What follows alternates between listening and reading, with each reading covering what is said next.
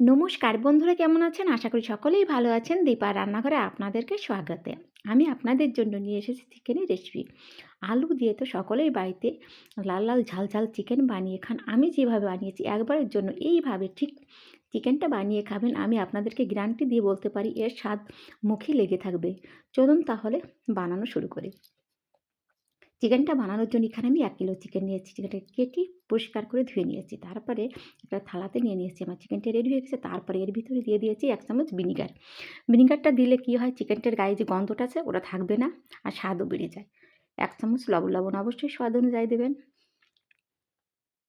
২ চামচ কাঁচা লঙ্কা বাটা, ১ চামচ আদা রসুন বাটা, ১ চামচ ফাটানো টক দই। এখন এর ভিতরে দিয়ে দেবো সরষের তেল পরিমাণ মতন। তেলটা আমার দেওয়া হয়ে গেছে। এখন চিকেনটাকে এপাশ ওপাশ উল্টিয়ে মশলাটাকে লাগিয়ে ম্যারিনেট করে পুরো ১০ মিনিটের জন্য রেখে দেব। আমি সুন্দর করে মেখে নিয়েছি যাতে মশলাটা সম্পূর্ণ চিকেনটার গায়ে লেগে যায়। আমি সুন্দর করে মেখে এটাকে ঢাকা দিয়ে ১০ মিনিট রেখে দিয়েছিলাম। ১০ মিনিট বাদ দেখুন পুরো সেট হয়ে গেছে। এখন এটাকে এক সাইডে রেখে দিয়েছি। আর এদিকে গ্যাসটা অন করে একটা কড়া বসিয়ে দিয়েছি। কড়া গরম হয়ে গেছে। সরষের তেল দিয়ে দিয়েছি। রান্নাটা আমি সরষের তেল দিয়ে করব। আপনারা সাদা তেল দিয়েও করতে পারেন। তেলটাকে ভালো করে নাড়াচাড়া করে নিয়েছি। এখন তেলটাকে ভালো করে গরম করে নিয়েছি।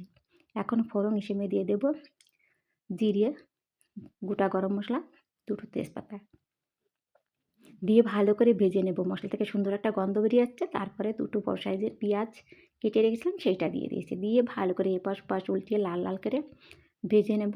আমি এটাকে পুরো ১ মিনিটের মতন নাড়াচাড়া করে ভেজে নিয়েছিলাম পেঁয়াজটাকে।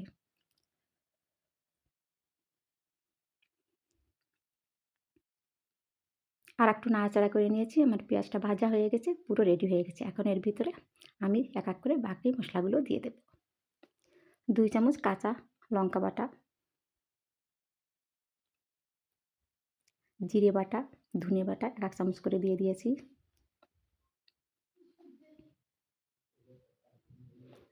আদা রসুন বাটা ২ চামচ। আদা রসুনটাকে আমি একসাথে বেটে রেখেছিলাম সেইটা দিয়ে দিয়েছি। লবণ অবশ্যই স্বাদ অনুযায়ী দেবেন। ১ চামচ হলদি পাউডার, ১ চামচ কাশ্মীরি লাল লঙ্কা পাউডার। মশলাগুলো আমার দেওয়া হয়ে গেছে। এখন ভালো করে নাড়াচাড়া করে মিশিয়ে নেব। মিশিয়ে সুন্দর করে আমি কষিয়ে নেব মশলাটাকে। সুন্দর করে কষিয়ে নিয়েছি ১ মিনিটের মতন। তারপরে বড় সাইজের একটা টমেটো আমি বেটে রেখে দিয়েছিলাম। টমেটো বাটাটা দিয়ে ভালো করে নাড়াচাড়া করে মিশিয়ে নিয়েছি। এখন মশলাটাকে আমি সময় নিয়ে কমপক্ষে ২-৩ মিনিট ধরে কষিয়ে নিয়েছি। তারপরে ১ চামচ চিনি দিয়ে দিয়েছি। চিনিটা দিলে টক ভাবটা থাকবে না। চিনিটা দেওয়ার পরে আরও ২ মিনিটের মতন এটাকে কষিয়ে নেব।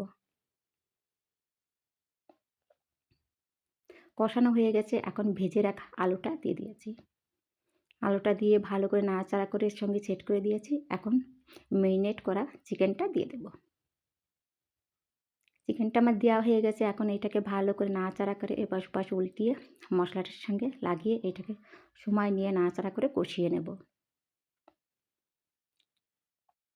দেখুন বন্ধুরা কত সুন্দর একটা কালার হচ্ছে না? এখন এটাকে আমি কমপক্ষে ১০ মিনিটের মতন নাড়াচাড়া করে কষিয়ে রান্না করে নেব।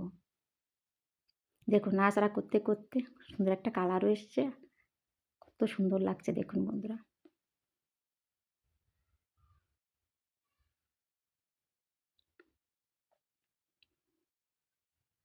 দেখুন নাড়াচাড়া করতে করতে আমার কষানো হয়ে গেছে।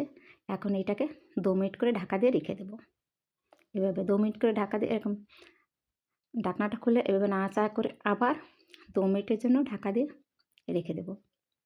আমি কিন্তু ২ বার এরকম ঢাকনা দিয়ে ২ বার করে নাড়াচাড়া করে কষিয়ে নিয়েছি।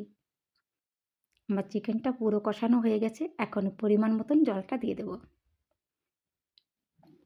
বন্ধুরা এখন প্রথমবার আমি জলটা দিয়েছিলাম, আমার রেকর্ডিংটা হয়নি, মাফ করে দেবেন। আমার জলটা দেওয়া হয়ে গেছে, একটু কম মনে হচ্ছে।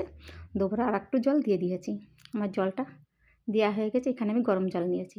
দিয়ে ঢাকা দিয়ে লো ফ্লেমে পুরো আমি ৫ মিনিট রেখে দিয়েছিলাম।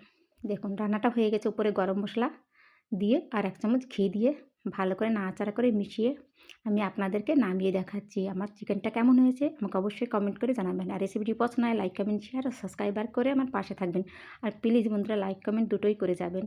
আমার চিকেনটা রান্নাটা কেমন হয়েছে আমি আপনাদেরকে নামিয়ে দেখাচ্ছি। একটা থালাতে নামিয়ে দেখাচ্ছি কেমন হয়েছে বন্ধুরা। আমাকে অবশ্যই কমেন্ট করে জানাবেন। এই পর্যন্তই, সকলেই ভালো থাকবেন।